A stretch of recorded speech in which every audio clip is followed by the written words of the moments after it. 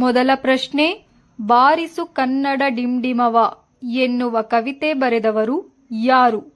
Options: A. K V. Puttappa, B. Nayasena, C. Javaregowda, D. Da Ra. Bendre.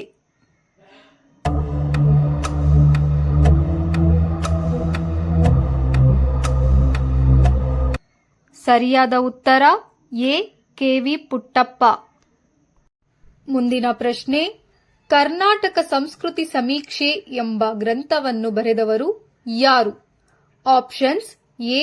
M. Chidanandamurthy, B. Thipperudraswamy, C. M. Kalburgi, D. Mariyappa Bhatta.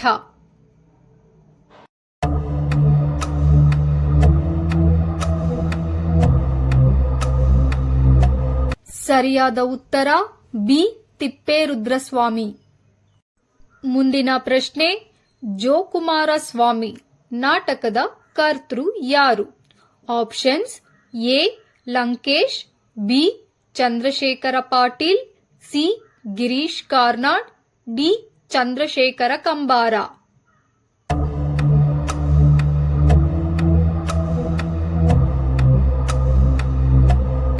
ಸರಿಯಾದ ಉತ್ತರ D.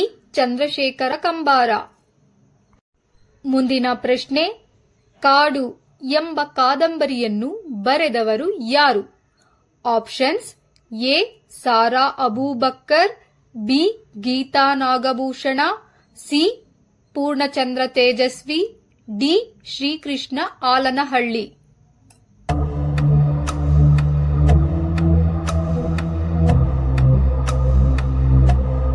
ಸರಿಯಾದ ಉತ್ತರ ಡಿ. ಶ್ರೀಕೃಷ್ಣ ಆಲನಹಳ್ಳಿ. ಮುಂದಿನ ಪ್ರಶ್ನೆ, ಪ್ರಭುಲಿಂಗಲೀಲೆ ಕಾವ್ಯದ ಛಂದಸ್ಸು. Options: A. ಷಟ್ಪದಿ, ಬಿ.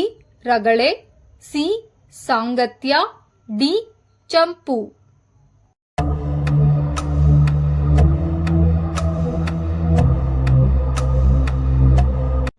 ಸರಿಯಾದ ಉತ್ತರ ಎ. ಷಟ್ಪದಿ. ಮುಂದಿನ ಪ್ರಶ್ನೆ, ಕುವೆಂಪು ಅವರಿಗೆ ಜ್ಞಾನಪೀಠ ಪ್ರಶಸ್ತಿ ತಂದುಕೊಟ್ಟ ಕೃತಿ ಯಾವುದು? Options: A. Malegalalli Madumagalu, B.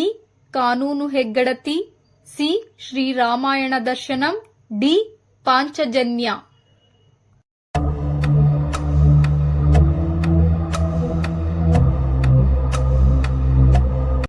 ಸರಿಯಾದ ಉತ್ತರ ಸಿ.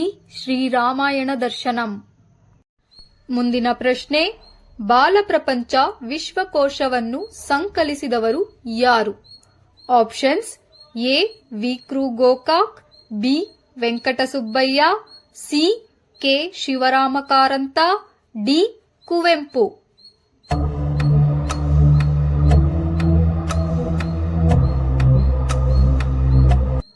ಸರಿಯಾದ ಉತ್ತರ ಸಿ. ಕೆ. ಶಿವರಾಮ ಕಾರಂತ. ಮುಂದಿನ ಪ್ರಶ್ನೆ, ಕನ್ನಡ ಮಧ್ಯಮ ವ್ಯಾಕರಣ ಎಂಬ ಗ್ರಂಥವನ್ನು ಬರೆದವರು ಯಾರು? Options: A.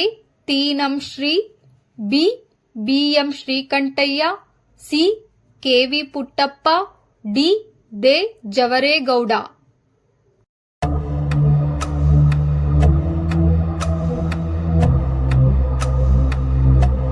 ಸರಿಯಾದ ಉತ್ತರ ಎ. ತೀನಂ ಶ್ರೀ. ಮುಂದಿನ ಪ್ರಶ್ನೆ, ಕನ್ನಡದ ಮೊದಲ ಉಪಲಬ್ಧ ಕೃತಿ ಯಾವುದು? Options: A. Vaddaradhane, B. Kavirajamarga, C. Pampabharata, D. Adipurana.